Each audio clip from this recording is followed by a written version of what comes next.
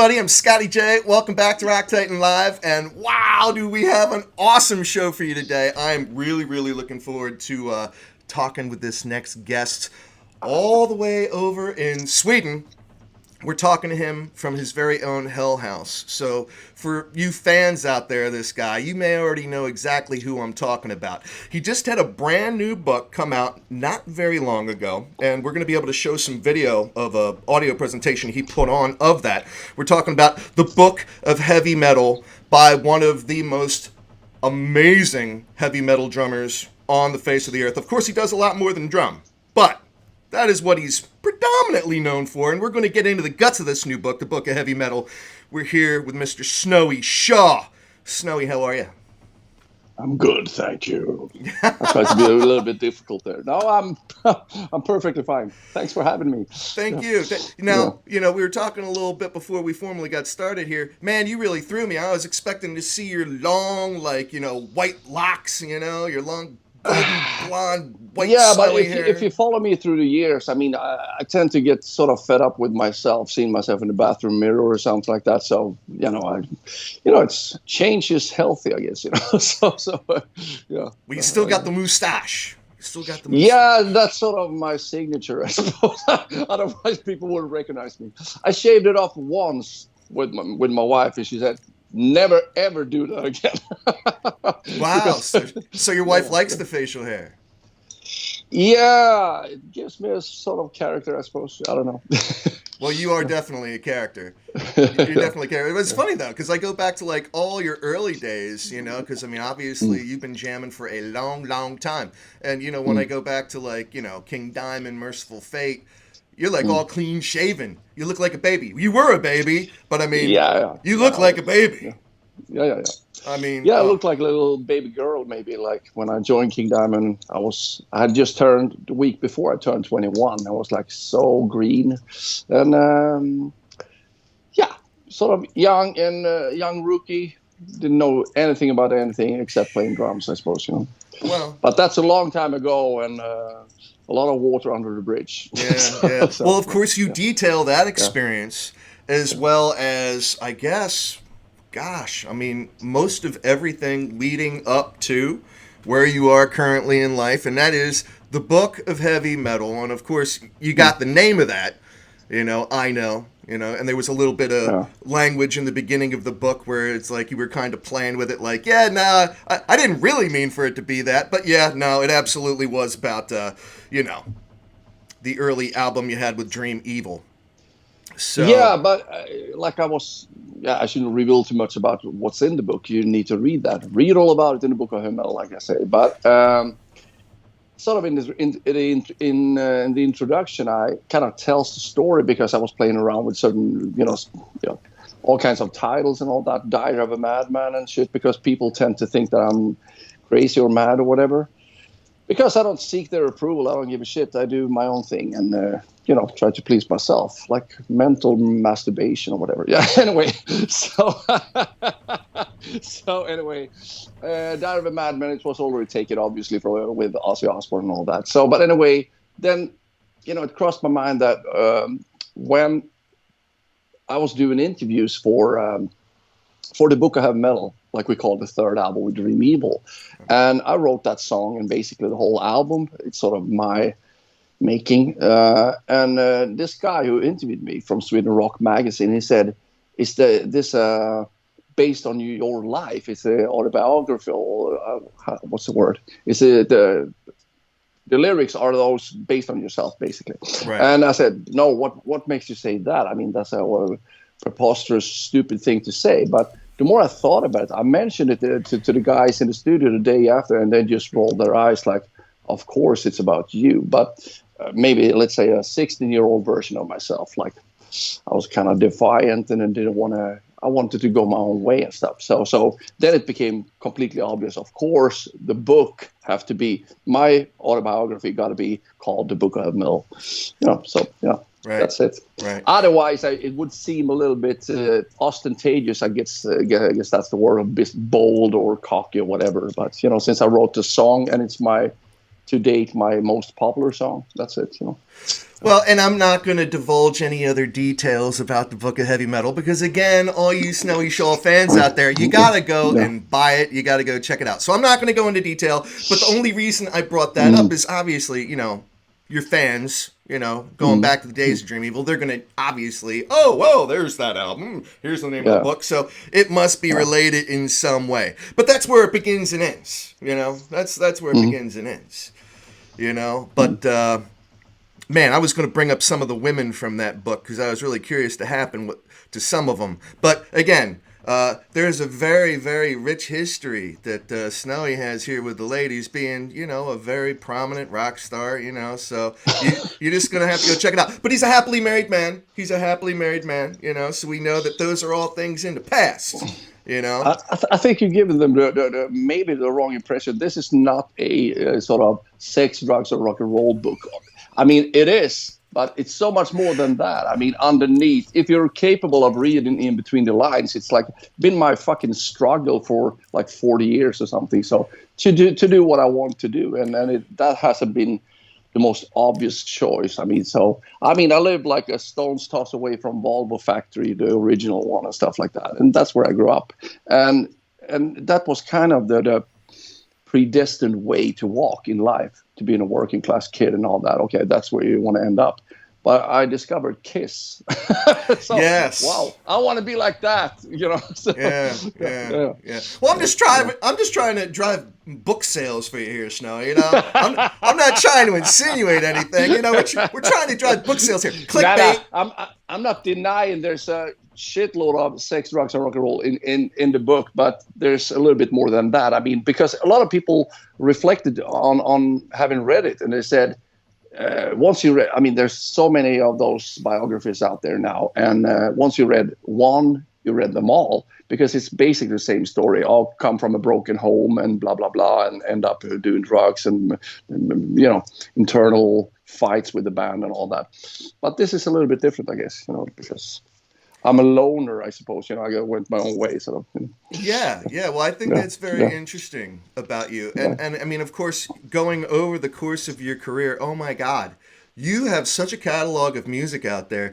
It's insane. I mean, I'm actually impressed, even though you were obviously involved. You wrote a lot of the music and whatnot. I'm surprised you could remember it all. Like, is there any chance that there's anything that you actually left out? In the book? Yeah. Is that you mean? Of course. I mean, you got to kill your darlings. I mean, certain things. I mean, I just put on a table things that I thought might be interesting for others to read. And also, I mean, this started out as I had to deal with a midlife crisis after I turned 40. And that's how it started. I never kept a diary or journal or anything like that. So, and I figured, should I jump from the bridge, or should I spend a lot of years and shitloads of money on seek professional help, go to a shrink or whatever. But then I figured that, okay, in order to, if I can put black on white, sort of write about my experiences in my life and my sort of messy life, working parallelly with, you know, maybe 3 bands at the same time in a private life, and struggle to make ends meet and all that. So it started out like a homemade therapy, I guess, you know. And that's really good, because you can distance yourself, and then you can see it objectively. Okay, then it's easy to find a solution to your issues or whatever. If you're being dead honest with yourself, just like I've been here. I mean, I'm brutally honest. You know, telling it out like it is. Well, like I said, you know, if there was one word that I could find for you, having spoken with you, you know, in the duration of time that we already have, as well as having read a good portion of the book, which I plan on finishing very soon, is that you are authentic, and I respect that. You know, I think it's very, very cool, because it's easy to get the wrong idea, you know, just because. As a musician, specifically, you've had such a strong persona, you know, your entire career, you know, with the makeup and, you know, just the production, the theatrics of what you are as a performer, you know, certainly in your videos and stuff like that. It would be easy for someone to look at that, you know, like with Kiss, for instance. Yeah, it's funny. You talk about your Kiss influence, and I know that they're like, that's what got you going. That's what stirred your juices as a musician. When I was a kid, I'm a little younger than you, but not a lot younger than you. And it's funny what can happen in like a short period of time. I remember as a kid, I saw posters of Kiss, like in the mall and whatnot when I'd be going through. They scared the hell out of me. Like, I had nightmares about Kiss, Okay. So it's safe to say where I'm going with this is, if I saw posters of you as a young kid, I would be scared to death of Snowy Shaw. You would give me nightmares. But you're like a teddy bear. Yeah, but a lot of people seem to have preconceived ideas and this kind of misconception. I mean, I get that a lot. People ask, how is King Diamond? Lives in Dallas. Does he walk around with a corpse paint or whatever you call that, or the face paint, and all that, No, but I mean, try to compare it to an actor. Nobody would dream to ask Brad Pitt, for example, when he starred in Interview with a Vampire, for example. Are you a real vampire? When I was doing my old band Notre, which had a very strong sort of vampiric vampire image and all that, and people were asking me in interviews, are you a real vampire? Do you drink blood? No, I'm 30 years old. I'm just living out my fucking childhood fantasies like Scooby-Doo and Kiss and Alice Cooper and stuff, and horror magazines and all that. So I'm not faking it, obviously, but it's an extension of your imaginary world. Or just like you go into an opera. You don't see people in street clothes doing the Hamlet thing or whatever. You got to live sort of act the role or capture the atmosphere or whatever. Yeah. Right. Well, you're an artist. You are an artist in the truest sense of the word. So I'm glad you touched on that. And I do want to get more into that later, because one thing about the Book of Heavy Metal, everybody, that's really, really cool, you get to see photos. Not spoiling things, all right, because I'm not going to say exactly what kind of photos, but there are photos. So it's very nicely illustrated. Right? The book is very nicely illustrated. Some books you don't get all the illustrations and whatnot. This book by Snowy Shaw has illustrations and your own artwork, Man, and again, we'll talk about that later, because there's one guy I gotta bring up right now, because he's obviously a mutual friend of ours. That is Sean Peck, who's with Death Dealer, Cage, and the three Tremors, Denner Sherman, which you're the drummer on that short-lived project, and obviously with Denner and Sherman. Huge part of your career, having started out with King Diamond and then Mercyful Fate. Obviously, there is that consistency, with all those guys that you worked with. You still have a relationship with those guys to this day? Still with Denner, yeah. And although it's like one big, I shouldn't say incestuous family, but it's like a big family of all the former members and all that. And, like Mickey D, for example, he's sort of like a mentor in a lot of ways, and he was my teenage idol and all that. So, I'm still in contact with all of them pretty much. All right. Now, because Sean, he likes to do his impersonations and whatnot. He might have a second career in impersonations, and he's impersonated you, and he's impersonated King Diamond. What do you think of his impersonations? I've heard him do some of the Danish guys, and and I think it's spot on with some of them, and it's so impressive, really. Right. I can't say. I cannot take a step out of myself and see how I sound because I have a Swedish accent, I suppose. But I can hear the Danish accent run through, even in King Diamond, even though he lived in America for 35 years or something like that.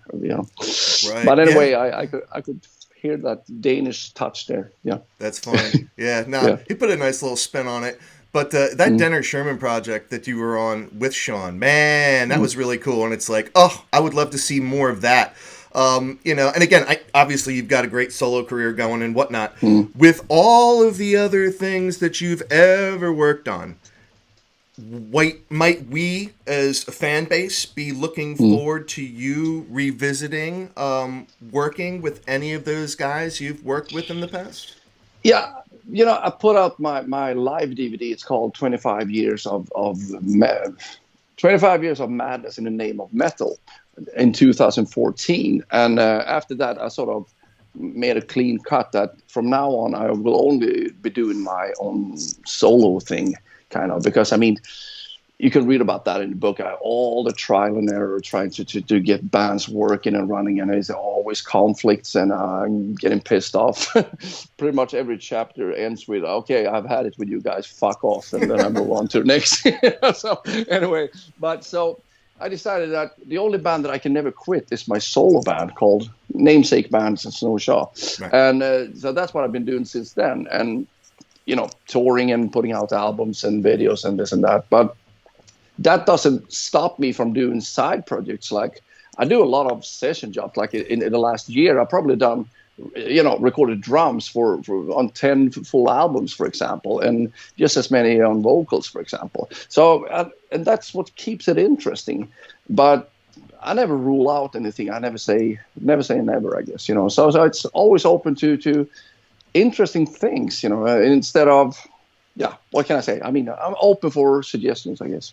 Yeah. Right on. Yeah. Now, obviously, you know, your first love, your first passion is drums. No. But, no, that's not your first love. That's not your first passion. No, basically, I'm just interested in creating those small worlds, writing songs and stuff. You know, drums. I just happened to pick drums when I was a kid, and I soon discovered that maybe that's not the smartest thing if you want to be the band leader, sort of the driving force. And I have to sit behind the drums and kind of whatever and try to hum those riffs, and they couldn't pick that up. So gradually I have to learn to play a little bit of guitar or bass so I can write the songs and show it to them. So yeah. I'm basically interested in writing music, basically. All right. No, and I am glad you stopped me because you started at such a young age. I shouldn't necessarily assume that was your first passion. It was just something that you picked. So being a songwriter truly is at your core, you know, is who you are as a musician. That being said, is there a particular instrument that you've played over the years that you like playing more than another? I mean, would drumming then be your last thing that you wanted to play? No. But I like playing drums. It's just that, and unquestionably, I'm the best at playing drums. I mean, I didn't start singing. That was sort of like a emergency thing because I couldn't find any singers. I was like, fuck it, I do it myself. I mean, like a lot of singers do. When you cannot find in your neighborhood like Eric Adams of Manowar or Rob Halford, even though I thought I could, you know, discover them in some suburb. So eventually I reached a point where it's like, okay, fuck it, I do it myself. And, you know, and it's kind of not the best combination of playing drums in the back and singing at the same time because you want to interact with the audience and all that. So, I mean, it's kind of a funny connection. Bon Scott started out as a drummer, and Dave Grohl, obviously, and Nicky Anderson, Entombed, Phil Helicopters, Collins, and Phil Collins, and tons of drummers. Yeah. Maybe we get sick of being in the back and we want to in the front of the audience or something. I don't know where it is, but no, that's cool. That's a good point, though. Yeah. There is always the Sean Pecks and Tim Ripper Owenses of the world, you know, that you can enlist. But all right, so all that being said, as a singer, you fell into it because it was a necessity. Because you couldn't find anyone else that you wanted to do it with you. Did you ever have any encouragement, like early in your career? Like, did anyone ever notice before you actually got into doing it, where people were like, "Snowy, man, you should just sing, man. Like, you got a really good voice." No, I didn't actually. No? I suppose. I mean, I'm so tall. Yeah. I don't want to go too much into detail about that, but I mean, I couldn't sort of emulate or try to sing along to Ronnie James Dio and all my heroes like Eric Adams and all that. So I got really frustrated at the point because I had to really try to push myself to sing in a full voice that high in pitch. So it's like it sounded like a horny moose or something like that. I don't know. So I could scream high pitched like falsetto vocals and stuff like that. But anyway, so I went to this vocal coach. It's kind of interesting. He said, maybe you should, sometimes it's good to accept your limitations or do the best of what God gave you. And he said, because you're so tall, like 193, whatever, 6.5, whatever it is in American measures. And he says the vocal cords are long, so you're a natural baritone bass. Okay. While my favorite guys, they are like, yeah, Klaus Meine, he's like to my thigh. I don't know. Yeah, one of those guys. I mean, they're very short, so they are by nature, they are tenors, so they have like a high pitched voice. Ronnie James Dio, Eric Adams, Klaus Meine, what's Bruce Dickinson? Yeah, I never thought about that. I never thought of that before, but it makes perfect sense when he explained it to me. But did I? I mean, I have a long history of not doing what people tell me to do. So did I follow his advice? No. Yeah. So I just continued to scream the hell off my head off, and eventually I sort of got the hang of it a little bit. Yeah, us guys with the Viking heritage, we're bigger dudes. You don't see a whole lot of really tiny Scandinavians. At least I haven't. No. But we come from a good genetic line. Although yours is different, but you got to go buy the book, everybody. You got to go buy the book. I thought it was interesting to see where Shaw came from. I thought it was very interesting to see where Shaw came from. Shaw's what do you mean? The origin of your last name that you use professionally. It's obviously different than the name you were born with. Yeah, but you can read about it in the book. That's what I'm saying, man. I'm not divulging anything. This is go buy the book. That's what we're talking about. The Book of Heavy Metal. Lots of great stories there.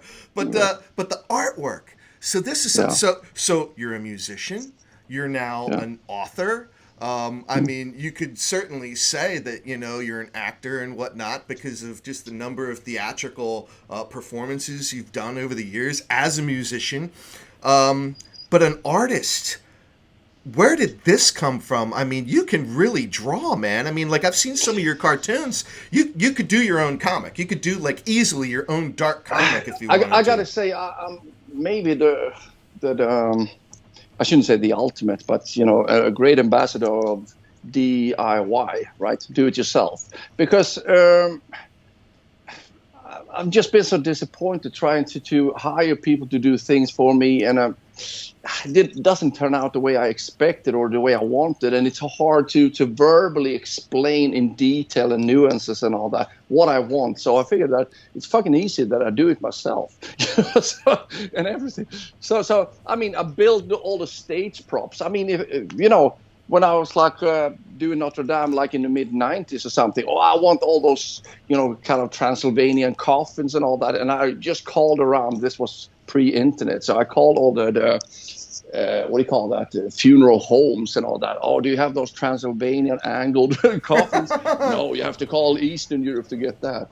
Okay, so I figured, I build it myself. Or if you want some guillotine like Alice Cooper and that kind of horror image, whatever. How can I do that? Yeah, just build it myself. So you're a carpenter too. Yeah, but how hard can it be? I'm not saying that I'm the best carpenter or the best illustrator or whatever, but I mean, as long as I'm happy with it, so. Yeah, but I fucking design my own clothes and everything. Snowy, you're killing me, man. See, now, you are authentic, but you are also very nonchalant, all right? You are nonchalant. Because I'm telling you, you make it like it's so easy. It's not. You give any old person, a pad and paper and a pencil or something like that, and you say, "Draw me a person. Draw me someone." You get like a little stick figure, some crooked stick figure. But I got to tell you that when I was in sort of preschool or like in my first couple of years in school. I got a text here. Anyway, all the teachers, they say, you must promise us that you're going to be a painter or an illustrator or something like that. Because I was like a nutcase for horror comics and superhero comics when I was a kid. So I was like, I couldn't even read. So I was just looking at the pictures because, wow, werewolf, they look so amazing, and Batman or whatever it was, And so I had that kind of, sort of natural in a way, so I was drawing, but then I discovered Kiss, and they were like the transition from superhero or horror comics and rock and roll. Kiss Destroyer captured all that thing because of Bob Ezrin, with a landscape, sort of like a action movie without the view. You can just fantasize or just imagine it in your head, with everything from the album cover to the soundscape, or whatever you want to call it. And so that has been sort of my goal ever since, basically. That I want to do not just one thing, but the whole thing. So, I mean, everything from the presentation, the artwork, and so that's why I design everything myself too. That's amazing though, because obviously people that have a passion for art, they can go take Yeah. classes and they can learn how to do that stuff. If Yeah. people want to be a musician, they can go and they can take classes and they can learn. Mm. But when it comes to being an artist, ultimately you have that creativity that you're just inherently born with, and you just have a certain aptitude for it, or you don't.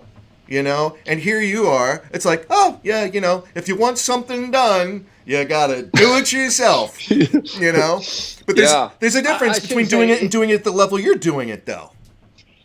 Yeah, but I kind of promised myself that when I get old, I would sort of develop that sort of drawing and try to get better at that, because I haven't done that since I was, a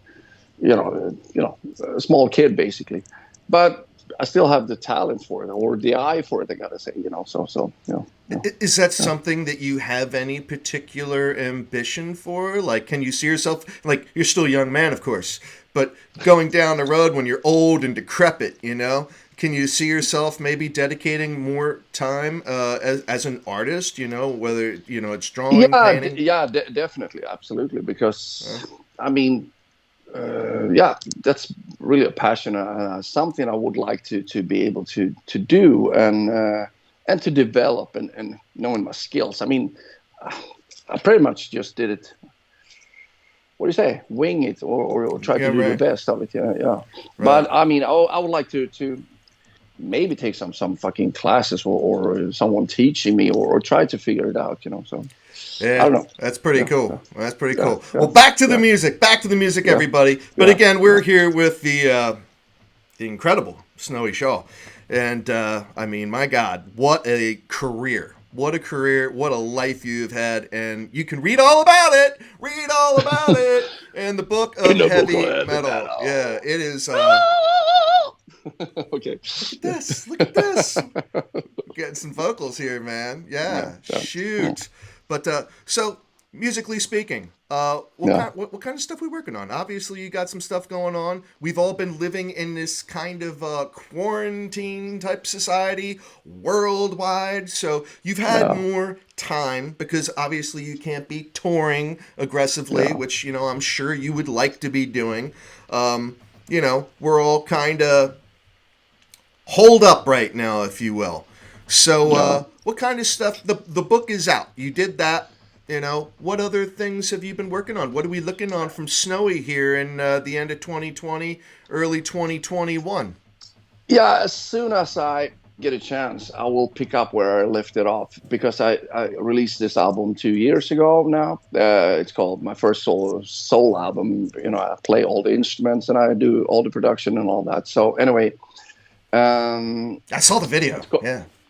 Yeah, it's called White is the New Black, and I'm dressed in white and everything's white. Anyway, that is basically a compilation with sort of snapshots from a lot of different albums, because I'm thinking sort of like conceptual or whatever. So I want to do this ogre, John Bauer, the painter, that kind of what do you say, like a Norse mythology direction, and then I want to do that direction and stuff. And that has been a bit of a conflict with me, because usually I'm working with three bands. Maybe it's like a doom metal band, and then it's like a glam band, and then it's more punk industrial thing. And just like you like to diversity during a week.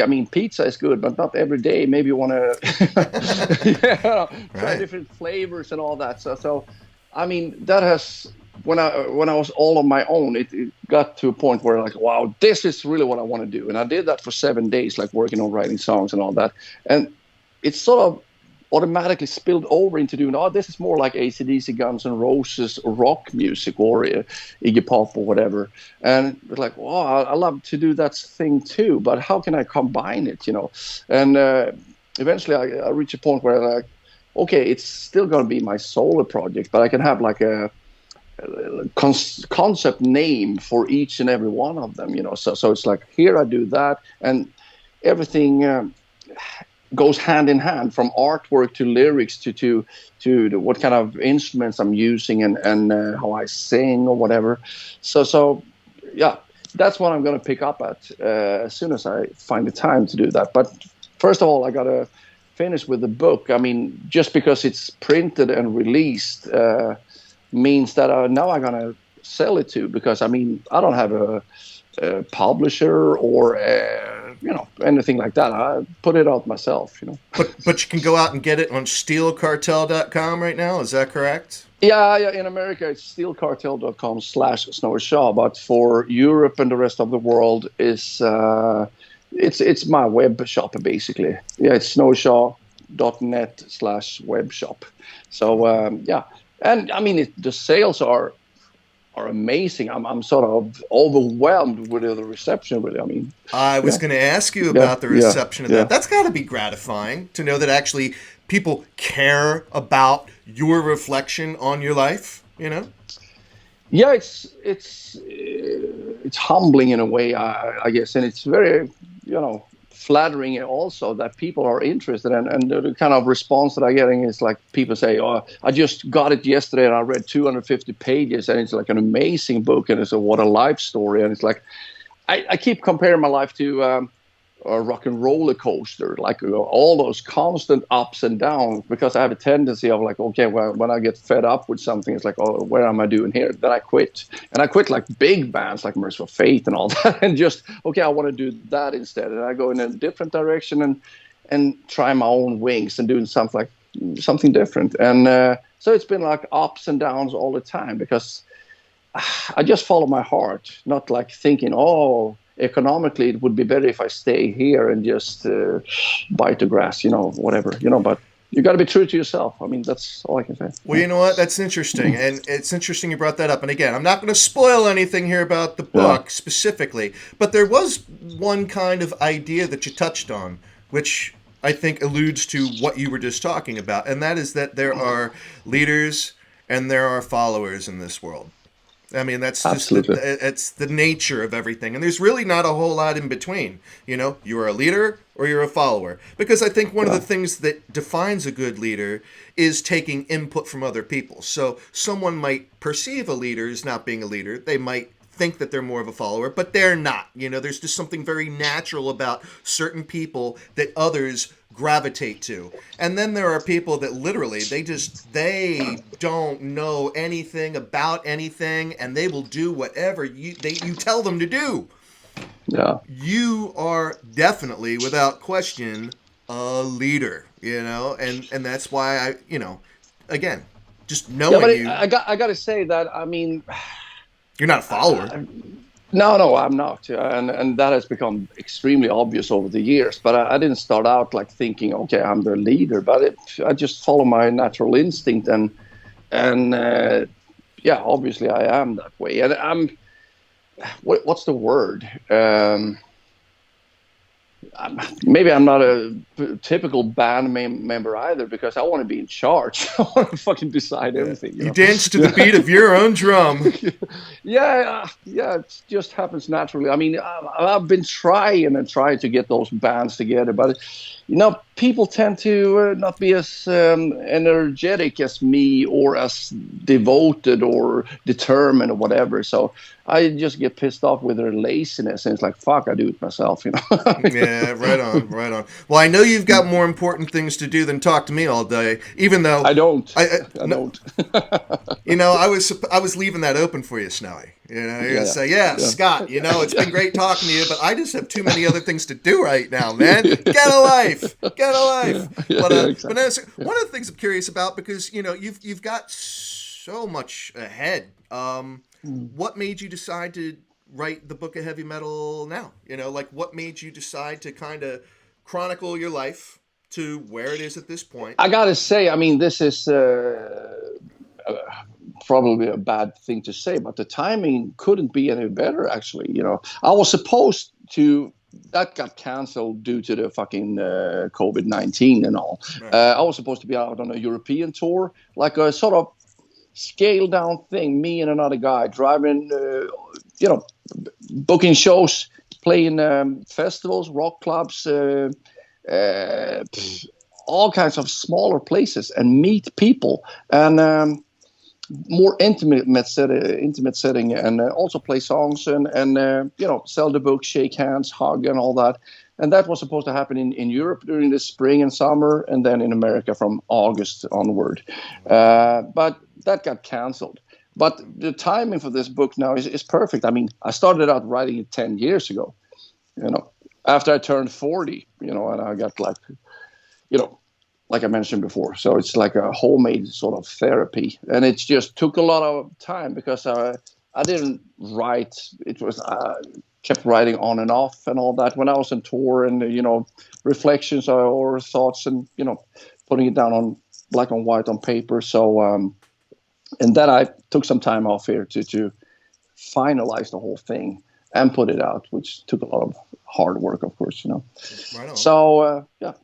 Now, so because you chose this time to do the book, and obviously we don't know what lies ahead. Did in the course of writing this book, up until the point when you actually finished it, did it give you any new ideas? Like, were you thinking about, hey, you know what? Like, I've done all of this, but there is so much that I haven't done that I really want to do. Was there anything like that that kind of fired off in your brain that gave you some direction moving forward of what you want to do? Yeah, I don't want to repeat myself, but read all about it in the book of heavy metal. I mean, actually, it kind of ends up like that because one thing that sort of dawned on me while I was writing this is like, okay, my life's been all those ups and downs and stuff. But I mean, it's like a bucket list, so I can cross that out. Now I've done that. I lived in New York, and I played in front of 70,000 people and all that, and I've done my own thing, and I put out my own album, blah, blah, blah, blah. But, so I got to have some sort of project. Otherwise, I don't know what to do with my life. I got to have projects ahead, something to struggle and strive for. Otherwise, it's like pointless. I cannot just wake up not knowing what to do. Yeah, so...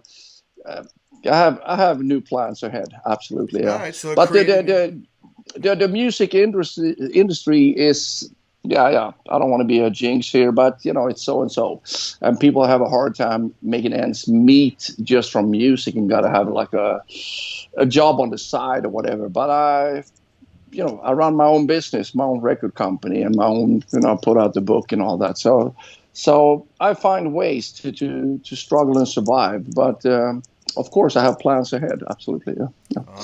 Awesome. Yeah. Well, Snowy, it has been an honor and a privilege talking to you. I have really enjoyed our time together. There has to be a part 2. There has got to be a part 2 to this. Maybe in person, because when you come over to the States, okay. I thought you meant a second book. That won't happen. I mean, you only do one. Not anytime soon. Not anytime soon. You've got another 20 years at least. You got another 20 years at least before you can do another book. Exactly. But no, in terms of catching up with you, with some of the new music that you're going to be doing and stuff like that. And can we over here in the United States expect at some point that you are going to come over here and make your rounds specifically with regard to this book? Are you going to make an effort to support that? And definitely. I mean, like I said, we all the things that this tour that got canceled or actually postponed. I was supposed to be at Prog Power in Atlanta, for example, and I was like going to do a lot of those Hard Rock Cafe events and all that, doing that kind of book signing tour, meeting people, hugging, shaking hands, playing some songs and all. So, I mean, as far as I know, I mean, it's just pushed back. So, I can't wait to get over because, I mean, I really like America, of course. Yeah. No, well, I have to get over there to Sweden since that's where my grandfather came from. And I got to tell me a little bit about that. I mean, so do you know any Swedish words? Or, I mean, have you been to Sweden? Okay. No, I have not. I have never, Okay. I've never been, but from what I've been told, and again, this is all what I have been told. My grandfather used to love to call my grandmother his Elskling. That's nice. Yeah. All right, so he always called her Elskling, which my understanding is darling. You know, Yeah. that It that is. means It that. is. Yeah. And then my father would always say that his dad would tell him at the dinner table. And again, my pronunciation, I'm sure, is way off. Yeah. All right, Yeah. but it's something similar to "et let mut tustaman." Can you say that again? Et let mut tustaman. Like sit and let the food Yeah. quiet the tongue. Let It's the basically, food silence your mouth. Yeah. yes. Yeah. So, Yeah. Yeah. kind of close. Was I kind of close or way off? Nej, låt maten tysta mun. Okay. So I don't. Let the food silence the mouth or whatever. Okay. Yeah. All right. Yeah. So that was one. Yeah. And then Yeah. and then another one when my dad would have some like crazy friends over to the house or something like that. My grandfather would refer to them as "due interrecta kluk." You are not saying it means you are Yes. not okay. Du är inte klok. Okay. Yeah. All right. Yeah. So I'm not that far off, and I haven't heard this forever. So again, so you know I know what I'm talking about, even though my pronunciation is way off. You know, It's cool. It's cool. yeah. I'm not a total fraud. Yeah, no. And then Johnson, my last name being Johnson, Johnsson. You know, clearly that changed. You know, when they came over, whatever the spelling was, it was more like Johansson. You know, so it was different. You know, it was clearly more Swedish. And then they came over here, and it's like, oh yeah, well, we already got a million Johnsons from like England, you know, Johnsson. That's what it's going to be, you know. So how many people can say that immigrated over to the States, you know, back in the 18th, 19th century? So anyway, but yeah. So one day, but only check out Yngwie Malmsteen. I mean, he had to change some letters in there so people could pronounce that, and still people get it sort of mixed up, I suppose. Right. Us Americans are so spoiled, you know what I mean, and very ignorant, because clearly you speak more than one language, obviously. Do you speak Danish? I write a bit about that. I mean, it's such a weird language. I have a hard time understanding. So when I was in Mercyful Fate, all the crew and I was the only Swedish guy. Right. When they talk in between each other, I couldn't understand a word. So I felt like the fifth wheel, and it's really strange, I guess. So do you speak anything other than English and Swedish? Not really, but I can understand Norwegian. When I was in Dimmy Borgir and stuff, I mean, I can understand them. And I also understand the Danish to a certain point. But since many years now, give it a rest. We speak English, so we're both as crappy, That's funny. That is otherwise, I mean, it's difficult if you talk to someone and you might understand maybe 55% or something. It creates a lot of confusion and and you try to. You avoid speaking just because it gets so fucking difficult, Yeah. No, that's why. Well, I knew that there were some similarities, across the countries up there, but obviously, Yeah, but let me give you an example. I mean, I don't want to humiliate the Danish people or anything like that. But the Swedish word for food is mat, and the Danish is mät. It sounds like you're throwing up or something.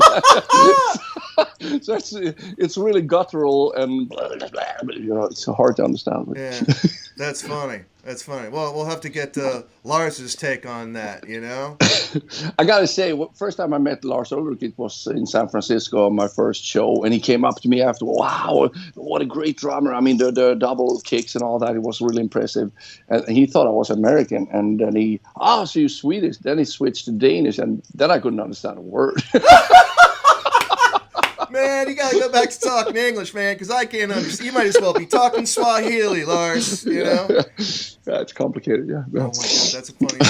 Anything like? I didn't get that far. You know what? Everyone. You know what? I'm going to wrap things up here because Snowy and I are going to talk all day long. We're going to have a part 2 later on when he comes over here. We'll be sitting down in person on camera with microphones and whatnot. But everybody, obviously, you can tell by now, you must go out and buy the book of heavy metal because it is chock full. Can I just do one last anecdote Please. here? Because I mean, on the topic of Danish of the Danish language, Time is we yours. were opening up for when Mercyful Fate got back together. We got invited by Metallica because they are huge Mercyful Fate fans. So we opened up for them at a huge stadium in Denmark, and we had just recorded a video, Egypt, in Los Angeles, and put that out as a single. I mean, from the reunion album in the Shadows and all. And King obviously spoke Danish in between the songs and to the audience and all. It's being in Denmark and all. And he kept saying, "We're gonna do the new song Egypt," and we played that song. And the day after, we were on our way to Holland to play another festival and stuff. But anyway, we could read in the newspapers, the new song "Eat Shit" was really good.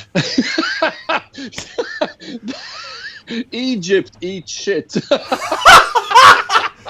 That's funny. Yeah, so that's how sort of guttural their language is, I suppose.